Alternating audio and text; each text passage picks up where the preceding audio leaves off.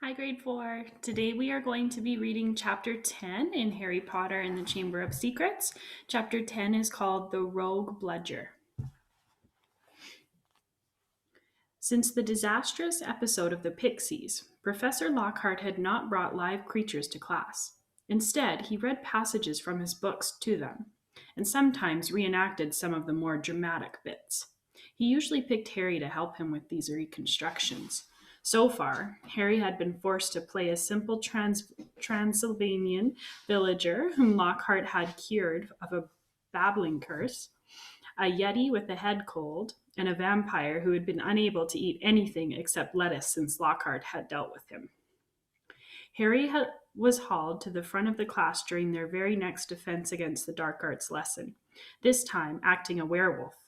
If he hadn't had a very good reason for keeping Lockhart in a good mood, he would have refused to do it.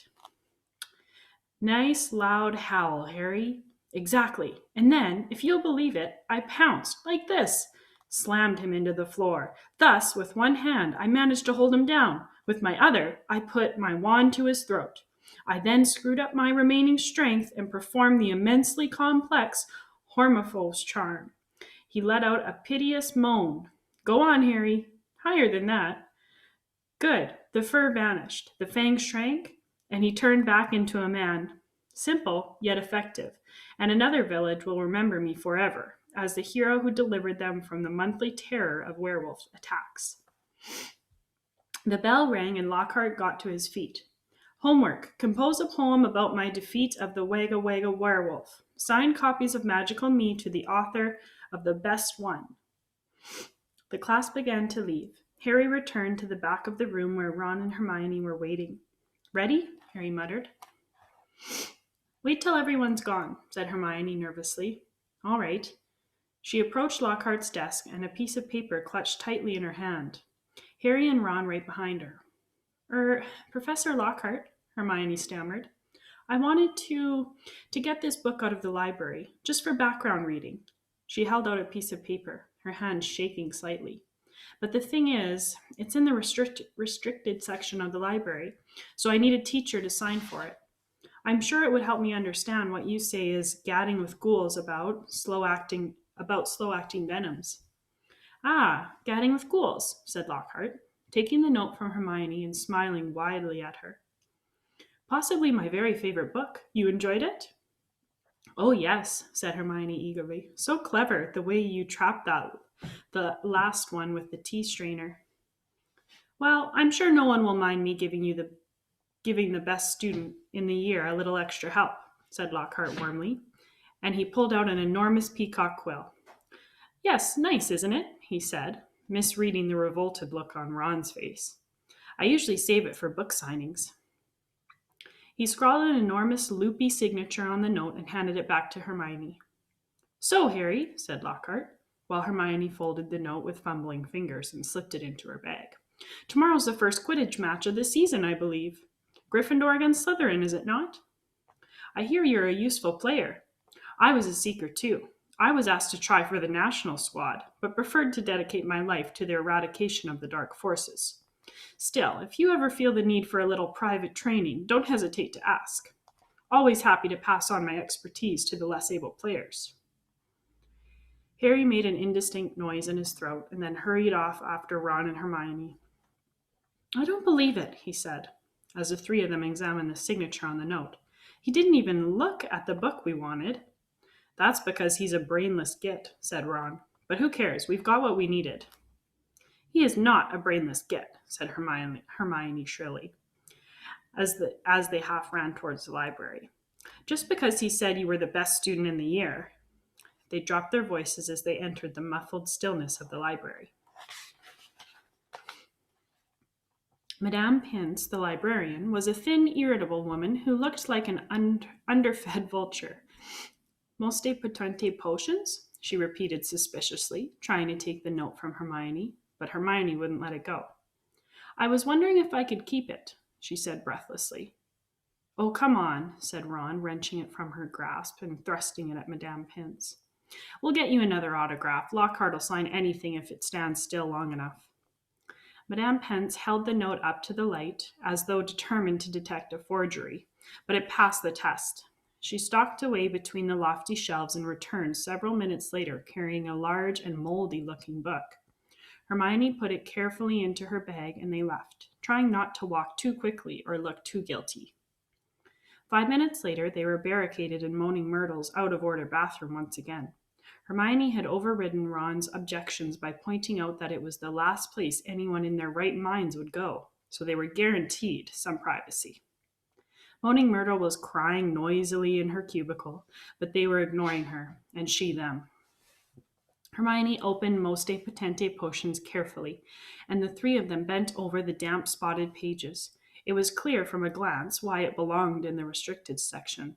Some of the potions had effects almost too gruesome to think about, and there were some very unpleasant illustrations which included a man who seemed to have been turned inside out and a witch sprouting several extra pairs of arms out of her head.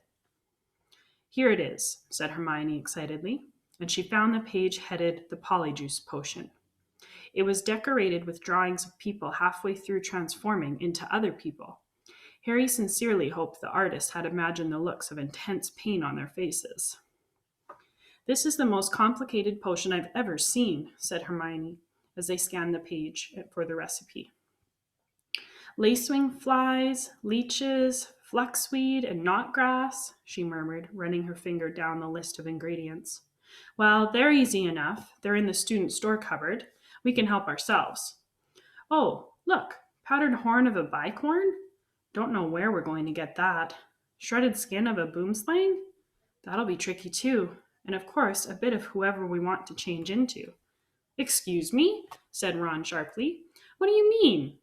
A bit of whoever we're changing into. I'm drinking nothing with crab's toenails in it. Hermione continued as though she hadn't heard him. We don't have to worry about that yet, though, because we add those bits last. Ron turned speechless to Harry, who had another worry. Do you realize how much we're going to have to steal, Hermione? Shredded skin of boomslang? That's definitely not in the student's cupboard. What are we going to do? Break into Snape's private stores? I don't know if this is a good idea. Hermione shut the book with a snap. Well, if you two are going to chicken out, fine, she said. There were bright pink patches on her cheeks, and her eyes were brighter than usual. I don't want to break rules, you know. I think threatening Muggleborns is far worse than brewing up a difficult potion. But if you don't want to find out if it's Malfoy, I'll go straight to Madame Pince now and hand the book back in. I never thought I'd see the day when you'd be persuading us to break rules, said Ron. All right, we'll do it. But not toenails, okay? How long will it take to make anyway? Said Harry, as Hermione, looking happier, opened the book again. Well, as the fluxweed has got to be picked at the full moon and the lacewings have got to be stewed for 21 days, I'd say it'd be ready in about a month, if we can get all the ingredients. A month? Said Ron. Malfoy could have attacked half the Muggleborns in the school by then.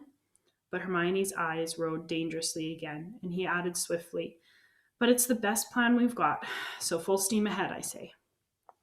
However, while Hermione was checking the coast was clear for them to leave the bathroom, Ron muttered to Harry, It'll be a lot less hassle if you can just knock Malfoy off his broom tomorrow. Harry woke early on Saturday morning and lay for a while thinking about the coming Quidditch match. He was nervous, mainly at the thought of what Wood said if Gryffindor lost. Mainly at the thought of what Wood would say if Gryffindor lost. But also at the idea of facing a team mounted on the fastest racing brooms Gold could buy. He had never wanted to beat Slytherin so badly. After half an hour of lying there with his insides churning, he got up, dressed, and went down to breakfast early, where he found the rest of the Gryffindor team huddled at the long, empty table, all looking uptight and not speaking much. As 11 o'clock approached, the whole school started to make its way down to the Quidditch stadium. It was a muggy sort of day with a hint of thunder in the air. Ron and Hermione came hurrying over to wish Harry good luck as he entered the changing rooms. The team pulled on their scarlet Gryffindor robes, then sat down to listen to Wood's usual pre-match pep talk. Slytherin have better brooms than us, he began. No point in denying it. But we've got better people on our brooms. We've trained harder than they have. We've been flying in all weathers. Too true, muttered George Weasley. I haven't been properly dry since August. And we're going to make them rue the day that they let that little bit of slime, Malfoy, buy his way onto their team. Chest heaving with emotion, Wood turned to Harry. It'll be down to you, Harry, to show them that a seeker has to have something more than a rich father. To get that snitch before Malfoy or die trying, Harry, because we've got to win today. We've got to. So no pressure, Harry, said Fred, winking at him. As they walked out onto the pitch, a roar of noise greeted them, mainly cheers because Ravenclaw and Hufflepuff were anxious to see Slytherin beaten. But the Slytherins in the crowd made their boos and hisses heard too. Madame Hooch, the Quidditch teacher, asked Flint and Wood to shake hands, which they did, giving each other threatening stares and gripping rather harder than was necessary. On my whistle, said Madame Hooch. 3, 2, 1. With a roar from the crowd to speed them upwards, the 14 players rose towards the leaden sky. Harry flew higher than any of them, squinting around for the snitch. All right there, Scarhead, yelled Malfoy, shooting underneath him as though to show off the speed of his broom. Harry had no time to reply. At that very moment, a heavy black bludger came pelting towards him. He avoided it so narrowly that he felt it ruffle his hair as it passed. Close one, Harry, said George, streaking past him with his club in his hand, ready to knock the bludger back towards Slytherin. Harry saw George give the bludger a powerful whack in the direction of Adrian Pusey, but the bludger changed direction in midair and shot straight for Harry again. Harry dropped quickly to avoid it, and George managed to hit it hard towards Malfoy. Once again, the bludger swerved like a boomerang and shot at Harry's head. Harry put on a burst of speed and zoomed towards the other end of the pitch. He could hear the bludger whistling along behind him. What's going on? Bludgers never concentrated on one player like this. It was their job to try and unseat as many people as possible. Fred Weasley was waiting for the bludger at the other end. Harry ducked as Fred swung at the bludger with all his might. The bludger was knocked off course. That's done it, Fred yelled happily, but he was wrong. As though it was magnetically attracted towards Harry. The bludger pelted after him once more, and Harry was forced to fly off at full speed. It had started to rain. Harry felt heavy drops fall onto his face, splattering into his glasses.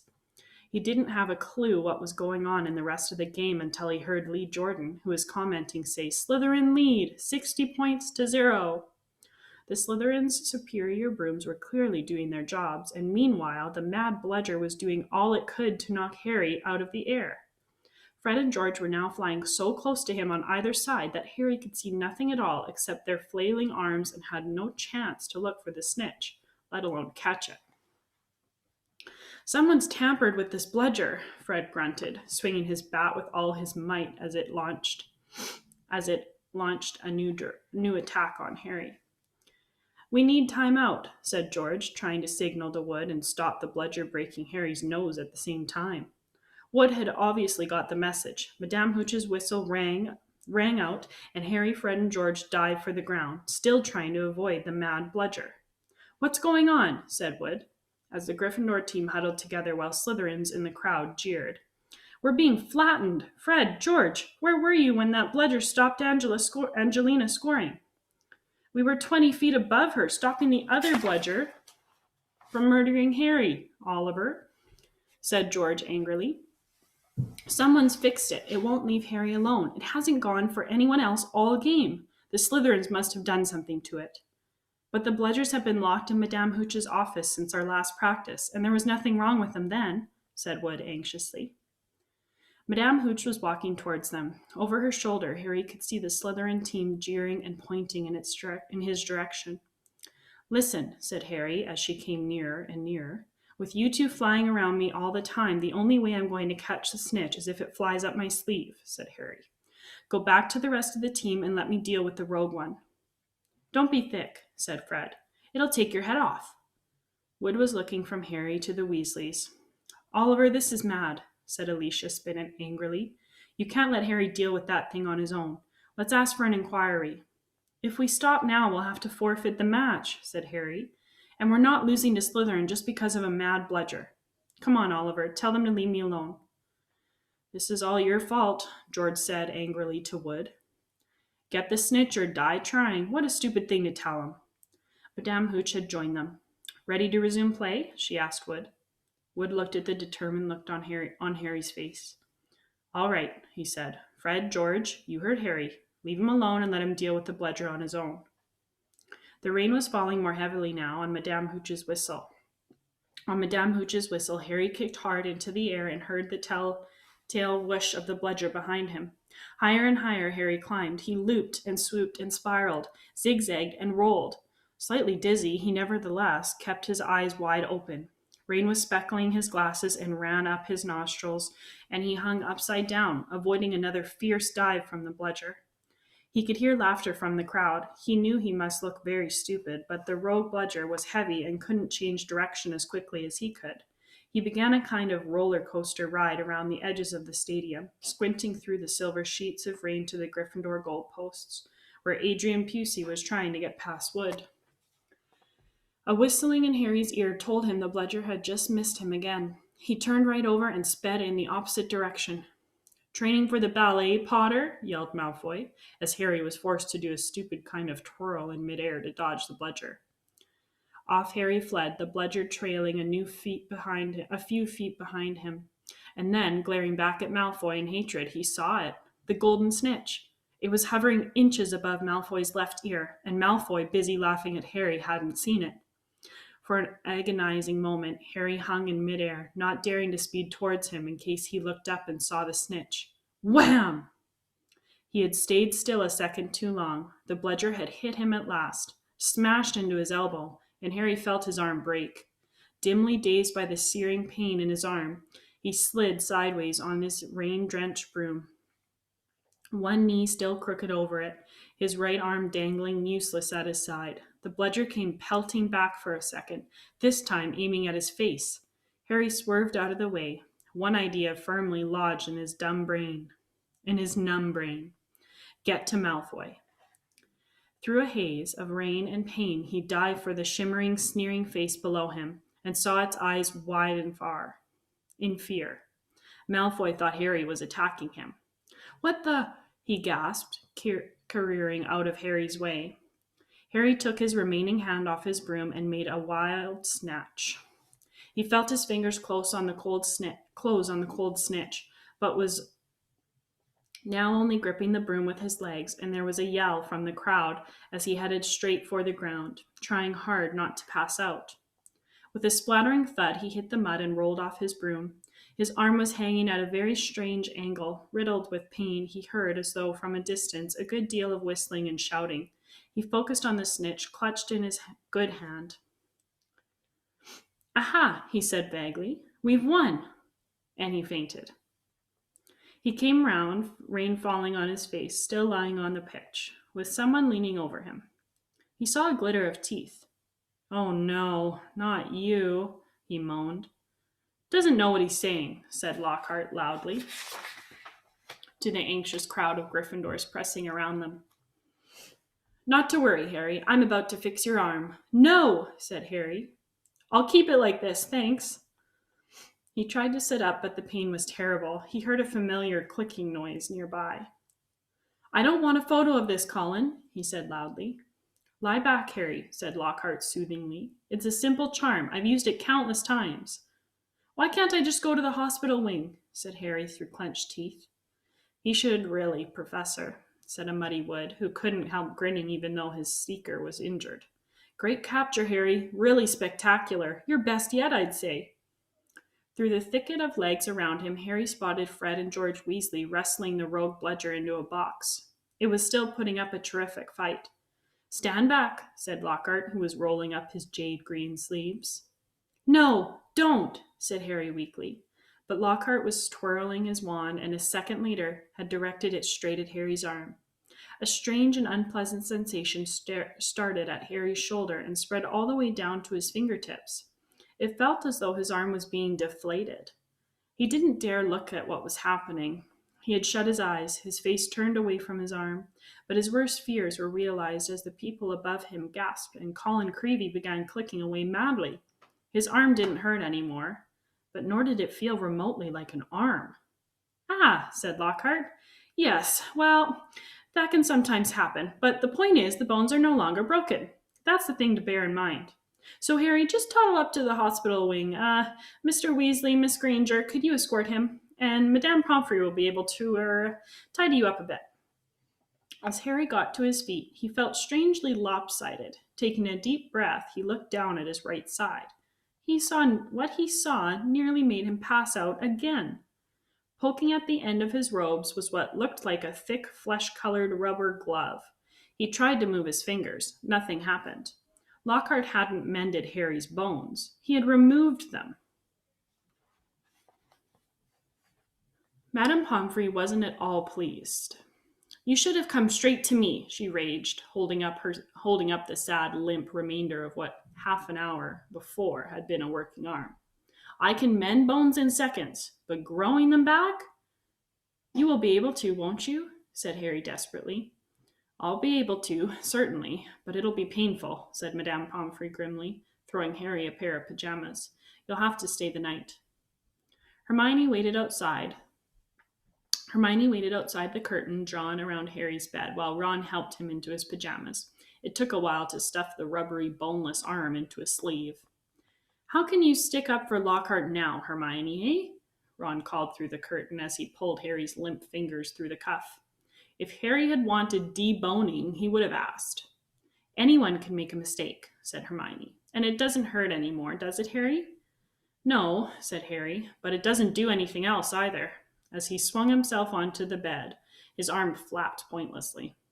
Hermione and Madame Pomfrey came around the curtain. Madame Pomfrey was holding a large bottle of something labeled Skelegro. You're in for a rough night, she said, pouring out a steaming beakerful and handing it to him. Regrowing bones is a nasty business. So was taking the Skelegro. It burned Harry's mouth and throat as it went down, making him cough and splutter. Still tutting about dangerous sports and inept teachers, Madame Pomfrey retreated, leaving Ron and Hermione to help Harry gulp down some water. We won, though, said Ron, a grin breaking across his face. That was some catch you made. Malfoy's face, he looked ready to kill. I want to know how he fixed that bludger, said Hermione darkly. We can add that to the list of questions we'll ask him when we've taken the polyjuice potion, said Harry, sinking back onto his pillows. I hope it tastes better than this stuff. If it's got bits of Slytherins in it, you've got to be joking, said Ron.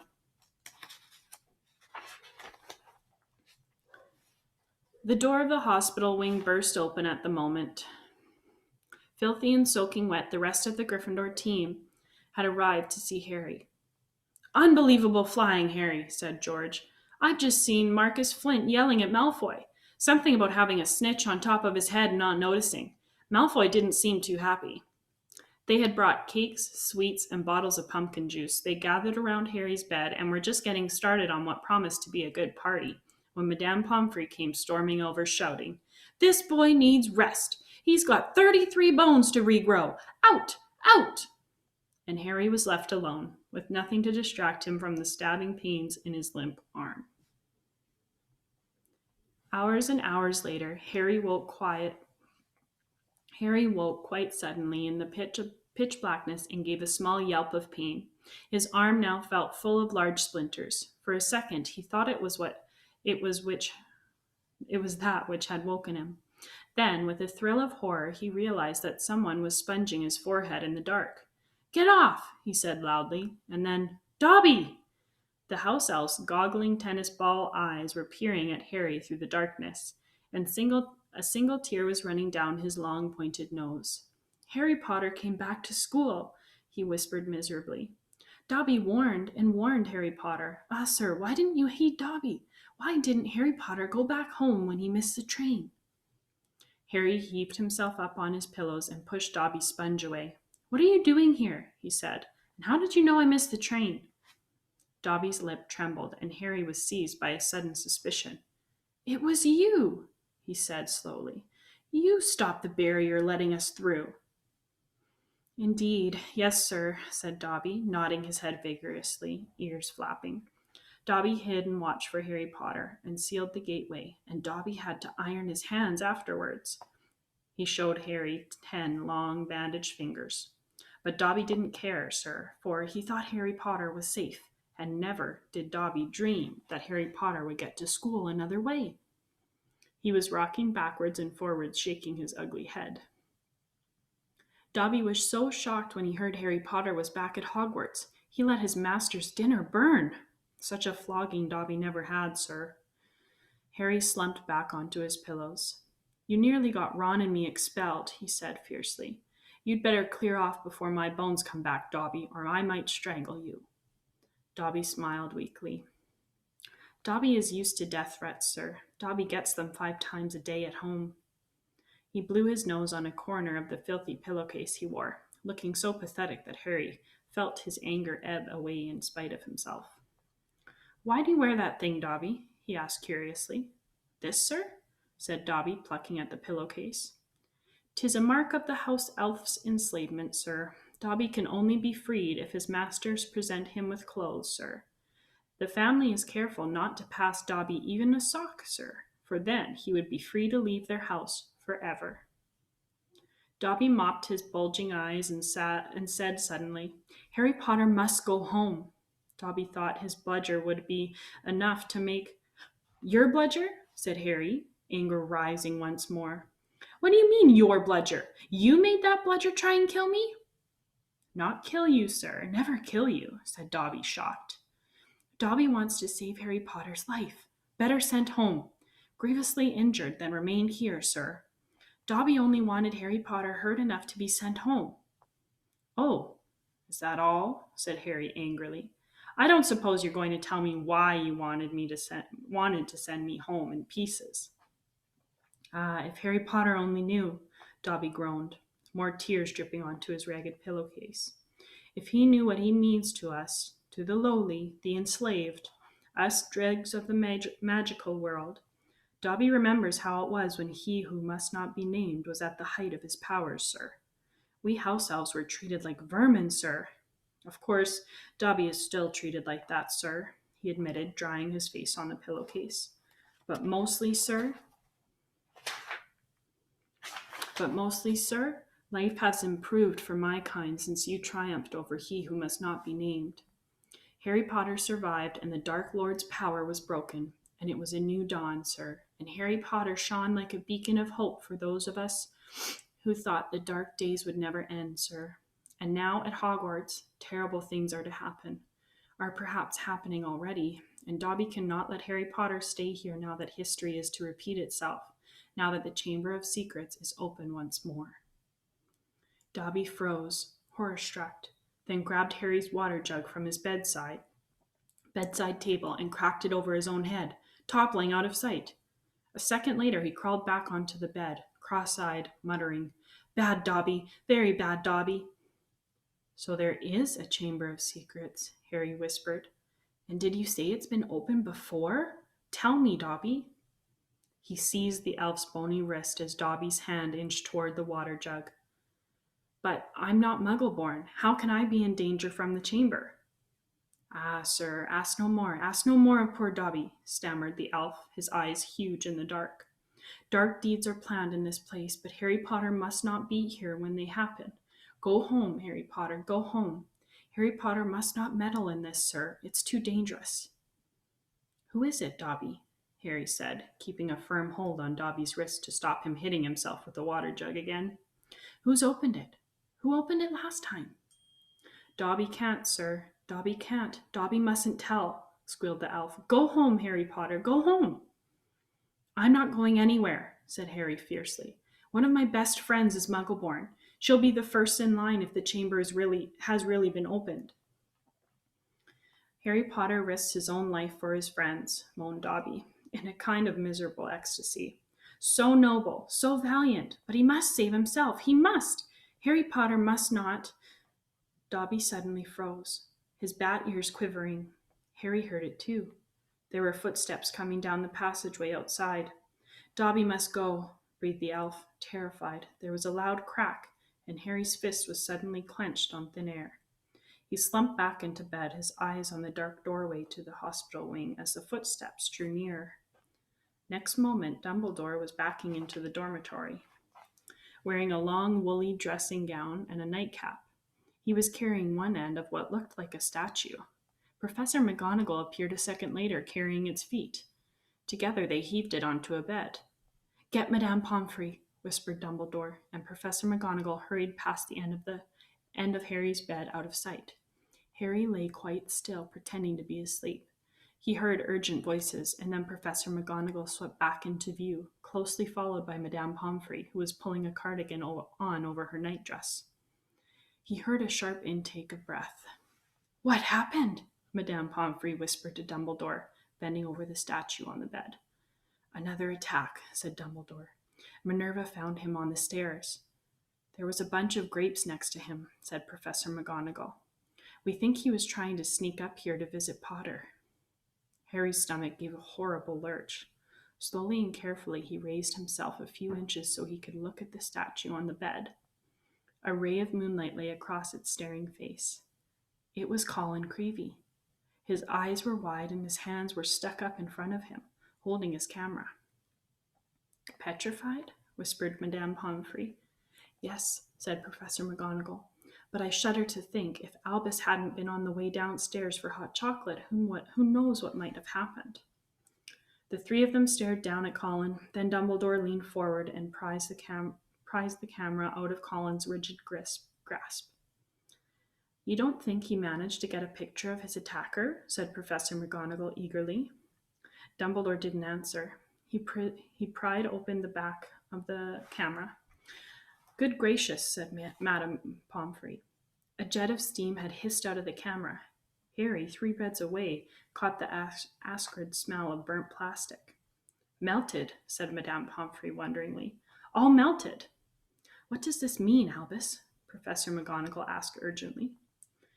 "It means," said Dumbledore, "that the Chamber of Secrets is indeed open again."